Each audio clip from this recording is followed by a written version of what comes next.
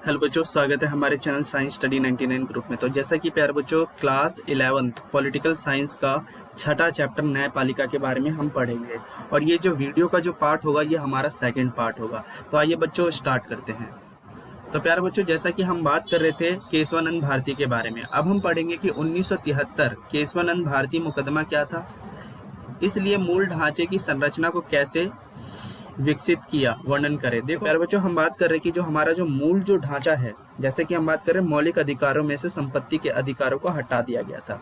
तो अब यहाँ पे हमें पढ़ने कि 1973 में केशवानंद भारती मुकदमा क्या था। तो केशवानंद भारती केरल के तिरुवनंतपुरम श्री पद्मा स्वामी मंदिर के एक क्या थे, शंकराचार्य थे, जिनके पास बहुत सारी संपत्ति थी। लेकिन जब सरकार ने संपत्ति के अधिकार को मौलिक अधिकारों की सूची से निकालकर मंदिर की संपत्ति जब्त करने का प्रयास किया, तो 1973 में केशवानंद भारती ने सरकार के इस फैसले को चुनौती देने के लिए कहां पहुंच गए भाई, अदालत में पहुंच गए। तो अदालत में मुकदमा दायर कर दिया और केशवानंद भारती सरकार द्वारा मंदिर की तिजोरी को खोलने का विरोध किया।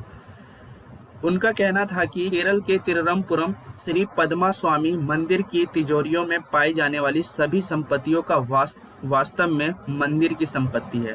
इस मुकदमे में सर्वोच्च न्यायालय ने फैसला दिया कि संविधान का यह एक मूल ढांचा है जिसमें कोई भी संशोधन नहीं कर सकता। लेकिन मूल ढांचा क्या है, इसका फैसला भी न्यायालय करेगा। और इस मुकदमे में न्यायालय ने कहा कि संपत्ति का अधिकार मूल ढांचे का हिस्सा नहीं है, क्योंकि देखा जाए तो प्यारे बच्चों, मौलिक अधिकारों में से संपत्ति के अधिकारों को खत्म कर दिया गया था। और ये संविधान के तहत अगर देखा जाए तो प्यारे बच्चों, ये मूल अधिकार में संपत्ति का जो मूल जो ढांचा है वो अब हिस्सा नहीं है मौलिक अधिकारों का, इसलिए इस पर पाबंदी लगाई जा सकती है। इस मुकदमे से मूल ढांचे की संरचना विकसित हुई, इसलिए इस मुकदमे को बहुत ही महत्वपूर्ण माना जाता है। मूल ढांचे का वर्णन संविधान में कहीं नहीं है। मूल ढांचे की संरचना न्यायपालिका द्वारा विकसित की गई है। इसके द्वारा न्यायपालिका संविधान की रक्षा करती है और उसके मूल रूप को ये बनाए रखती है।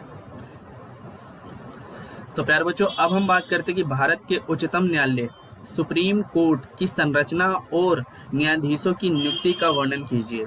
सर्वोच्च न्यायालय की संरचना। संविधान के अनुसार भारत में एक सर्वोच्च न्यायालय की स्थापना की गई है। भारत का सबसे बड़ा न्यायालय कौन है, सर्वोच्च न्यायालय। बाकी सभी जो न्यायालय होंगे, न्यायालय यानी बाकी सभी न्यायालय इसके अधीन होंगे। इसके द्वारा लिए गए स्वरमान्य होते थे। इसके द्वारा जो भी फैसला जो लिया जाता था वो क्या होता था, स्वरमान्य होते थे।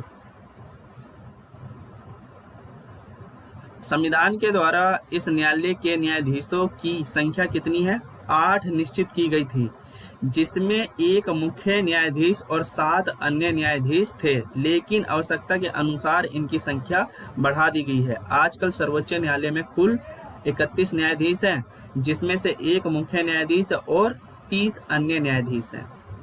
न्यायाधीशों की नियुक्ति। भारत के मुख्य न्यायाधीशों की नियुक्ति के मामले में वर्षों से यह परंपरा बन गई है कि सर्वोच्च न्यायालय के सबसे वरिष्ठ न्यायाधीशों को मुख्य न्यायाधीश बनाया जाएगा। लेकिन इस परंपरा को 2 बार तोड़ा गया। तो 1973 में 3 वरिष्ठ न्यायाधीशों को छोड़कर A.N. राय को भारत का मुख्य न्यायाधीश बना दिया और 1975 में न्यायाधीश H.R. खन्ना को छोड़कर H.M. बेग को मुख्य न्यायाधीश बनाया गया। सर्वोच्च न्यायालय और उच्च न्यायालय के अन्य न्यायाधीशों की नियुक्ति राष्ट्रपति द्वारा की जाती है। तो आपको प्यारे बच्चों याद रखना है कि सर्वोच्च न्यायालय और उच्च न्यायालय के अन्य न्यायाधीशों की नियुक्ति कौन करता है, तो राष्ट्रपति करता है और मुख्य न्यायाधीशों की सलाह पर की जाती है। इसके लिए सर्वोच्च न्यायालय का मुख्य न्यायाधीश अन्य 4 वरिष्ठतम कह सकते हैं या वरिष्ठ न्यायाधीशों की सलाह से राष्ट्रपति के सामने कुछ नाम प्रस्तावित करता है और इसी में से राष्ट्रपति अन्य न्यायाधीशों की क्या करता है, नियुक्ति करता है। सर्वोच्च न्यायालय का न्यायाधीश बनने के लिए योग्यता। पहले तो वो भारत का नागरिक हो, कम से कम 5 साल तक किसी उच्च न्यायालय में न्यायाधीश रह चुका हो अथवा किसी उच्च न्यायालय में 10 साल तक एडवोकेट कर चुका हो। राष्ट्रपति की नजरों में वो कानून का क्या हो, ज्ञाता हो। अब हम बात करते हैं कार्यकाल। सर्वोच्च न्यायालय के न्यायाधीश 65 वर्ष की आयु तक अपने पद पर बने रह सकते हैं। इससे पहले वह त्याग पत्र दे सकते हैं। न्यायाधीशों को उनके पद से हटाने की जो प्रक्रिया है वो बहुत ही कठिन है। सिर्फ महाभियोग द्वारा इनको हटाया जा सकता है इनके पद से। प्यारे बच्चों, हम बात कर रहे हैं अगर ये अयोग्य हैं तो इनके पद से भी हटाया जा सकता है। तो प्यारे बच्चों, अगला क्वेश्चन क्या कहता है कि भारत के उच्च न्यायालय हाई कोर्ट की संरचना और न्यायाधीशों की नियुक्ति का वर्णन कीजिए। उच्च न्यायालय की संरचना संविधान के अनुसार भारत के राज्यों के लिए उच्च न्यायालय की स्थापना की गई है। हर राज्य में एक क्या है, उच्च न्यायालय होता है, लेकिन किसी स्थान पर 2 राज्यों के लिए एक उच्च न्यायालय की व्यवस्था की गई है। आपको याद रखना है कि 2 राज्यों के लिए एक उच्च न्यायालय की व्यवस्था की गई है। जैसे हम बात करते हैं पंजाब, हरियाणा और चंडीगढ़ का एक उच्च न्यायालय है। क्या मैं बात कर रहा हूँ? पंजाब, हरियाणा और चंडीगढ़ का एक क्या है, उच्च न्यायालय है, जो चंडीगढ़ में स्थित है। वर्तमान में अगर देखा जाए तो भारत में 24 उच्च न्यायालय हैं। प्रत्येक उच्च न्यायालय में एक मुख्य न्यायाधीश है और कुछ अन्य न्यायाधीश होते हैं जिनकी संख्या आवश्यकता अनुसार बढ़ती है और घटती भी है। तो प्यारे बच्चों, अब हम बात करते हैं न्यायाधीशों की नियुक्ति। राज्यों के उच्च न्यायालय में मुख्य न्यायाधीश की नियुक्ति राष्ट्रपति, सर्वोच्च न्यायालय के मुख्य न्यायाधीशों और संबंधित राज्य के राज्यपाल की सलाह से किया जाता है। और अन्य न्यायाधीशों की नियुक्ति के समय राष्ट्रपति, उच्च और सर्वोच्च न्यायालय के मुख्य न्यायाधीश और उस राज्य के राज्यपाल की सहायता से की जाती है। तो आपको याद रखना है कि न्यायाधीशों की नियुक्ति किस प्रकार होती है।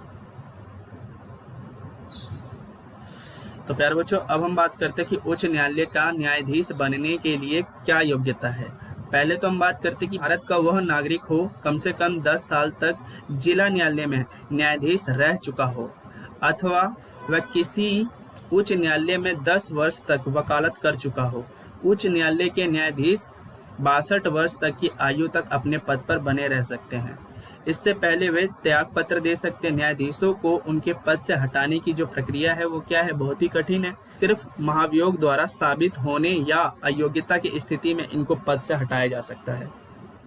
तो प्यारे बच्चों, अगला क्वेश्चन क्या कहता है, न्यायाधीशों को हटाने की जो प्रक्रिया है उसका वर्णन करो। न्यायाधीशों के विरुद्ध महाभियोगों का कोई एक उदाहरण दीजिए।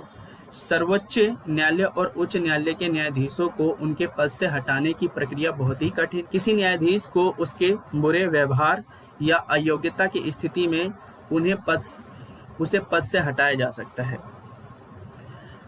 महाभियोग उच्च या सर्वोच्च न्यायालय के न्यायाधीशों को उनके पद से हटाने के लिए महाभियोग की आवश्यकता होती है। संसद के दोनों सदनों में 2/3 बहुमत अगर मिल जाता है तो महाभियोग द्वारा उनको हटाया जा सकता है।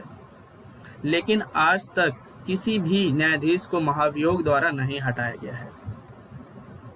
न्यायाधीश के विरुद्ध महाभियोग का असफल प्रयास 1991 में पहली बार संसद ने, या कह सकते हैं कि संसद के 108 सदस्य ने सर्वोच्च न्यायालय के एक न्यायाधीश को हटाने का प्रयास किया था।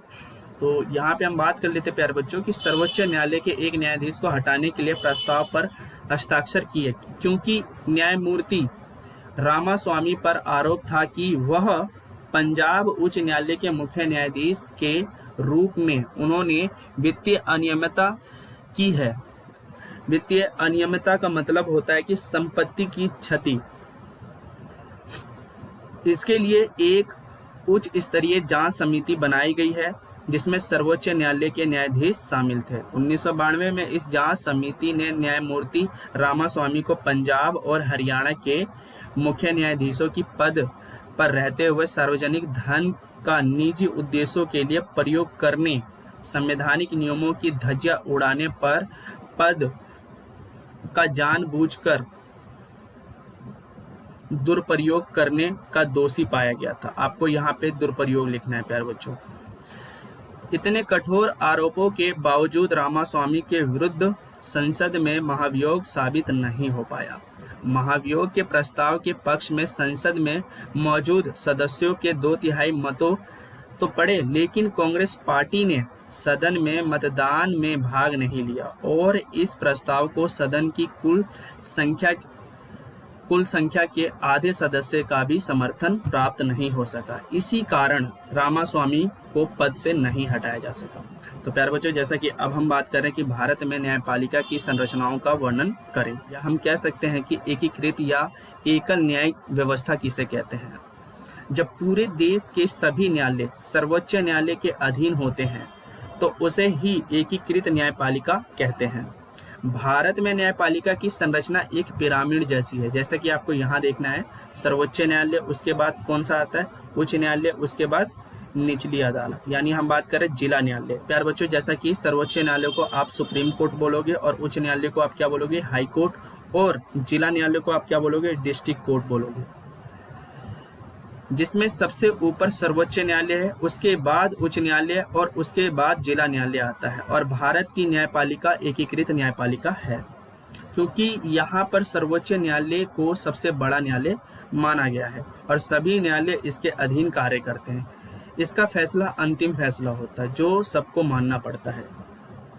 सर्वोच्च न्यायालय के कार्य और शक्तियों का वर्णन कीजिए। भारतीय सर्वोच्च न्यायालय के क्षेत्राधिकार पर प्रकाश डालिए। तो प्यारे बच्चों, ये जो क्वेश्चन है हर बार एग्जाम में आए हैं। तो जैसा कि हम प्यारे बच्चों बात करते हैं कि भारत का सर्वोच्च न्यायालय विश्व के सर्वाधिक शक्तिशाली न्यायालयों में से एक है, लेकिन यह संविधान की सीमा के अंदर ही काम करता है, यानी सीमा के दायरे में रहकर ये काम करता है। संविधान में ही सर्वोच्च न्यायालय के कार्य और शक्तियों और क्षेत्राधिकारों के बारे में बताया गया है। जैसे कि हम बात करते हैं कि सर्वोच्च न्यायालय का क्षेत्राधिकार मौलिक रिट, अपील अधिकार या अपीली अधिकार कह सकते हैं। तो जैसा कि प्यारे बच्चों हम बात करते हैं सर्वोच्च न्यायालय के कार्य, शक्तियां और क्षेत्राधिकार। मौलिक क्षेत्राधिकारों में ऐसे मुकदमे आते हैं जिनकी सुनवाई जो है वो सर्वोच्च न्यायालय कर सकता है। जैसे केंद्र और राज्य के बीच कोई मतभेद हो जाए, दो राज्यों के बीच कोई वाद विवाद हो जाए, तो इन मुकदमों की सुनवाई कौन करता है, सीधे सर्वोच्च न्यायालय करता है। अब हम बात करते हैं प्यारे बच्चों रिट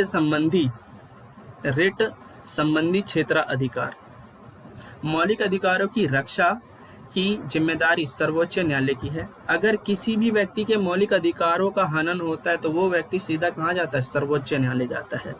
ठीक है, तो यहाँ हम बात करते हैं अगर किसी व्यक्ति के मौलिक अधिकार छीन जाए तो वह सीधा सर्वोच्च न्यायालय जा सकता है और न्यायालय मौलिक अधिकारों की रक्षा के लिए रिट जारी करता है। आपको यहाँ पे रिट लिख लेना है और इन रिटों के जरिए न्यायालय कार्यपालिका को कुछ करने या ना करने का आदेश देता है। अब हम बात करते हैं अपीली क्षेत्राधिकार। कोई भी व्यक्ति किसी भी उच्च न्यायालय के निर्णय के विरुद्ध सर्वोच्च न्यायालय में अपील कर सकता है। अगर दीवानी यानी हम बात करें सिविल या फौजीदारी, आपको यहाँ पे फौजीदारी लिखना, यानी हम बात कर रहे हैं क्रिमिनल मुकदमे के मामले में निचली अदालत किसी व्यक्ति को फांसी की सजा दे तो वह व्यक्ति, तो प्यारे बच्चों आपको यहाँ पे लिखना है उच्च या सर्वोच्च न्यायालय में अपील कर सकता है। तो जैसा कि प्यारे बच्चों मैं आपको दीवानिया और फौजेदारी के बारे में नेक्स्ट वीडियो में बताऊंगा कि इसका मतलब क्या होता है। सलाह संबंधित क्षेत्राधिकार। मौलिक और अपीली क्षेत्राधिकार के अलावा सर्वोच्च न्यायालय को सलाहकार क्षेत्राधिकार भी प्राप्त है। सलाहकार का मतलब ये एडवाइस देते हैं। तो राष्ट्रपति चाहे तो किसी भी विषय पर सर्वोच्च न्यायालय से सलाह ले सकता है। यहाँ पे प्यारे बच्चों आपको सलाह लिखना है, लेकिन सर्वोच्च न्यायालय सलाह देने के लिए बाध्य नहीं है। यहाँ पे आपको बाध्य लिखना है, बाध्य नहीं है। और राष्ट्रपति भी सलाह मानने के लिए बाध्य नहीं है। तो प्यारे बच्चों यहाँ पर भी आपको सलाह लिखना है। सवाल उठता है कि फिर ऐसे सलाह का क्या फायदा, लेकिन इसके भी दो फायदे हैं। इससे सरकार को ये छूट मिल जाती है कि किस मामले पर कार्रवाई करने से पहले अदालत की कानूनी राय जान ले, ताकि बाद में कानूनी विवाद से बचा जा सके। और दूसरा क्या कहता है, सर्वोच्च न्यायालय की सलाह पर सरकार अपने निर्णय या विधायकों में आसानी से संशोधन कर सकती है। तो जैसा कि प्यारे बच्चों आज हमारा ये चैप्टर कंप्लीट हो गया है। हम नेक्स्ट वीडियो में मिलते हैं और प्यारे बच्चों, जैसा कि मैं आपको दीवानिया और फौजेदारी के बारे में नेक्स्ट वीडियो में बताऊंगा। तो प्यारे बच्चों, नेक्स्ट वीडियो में हम मिलते हैं।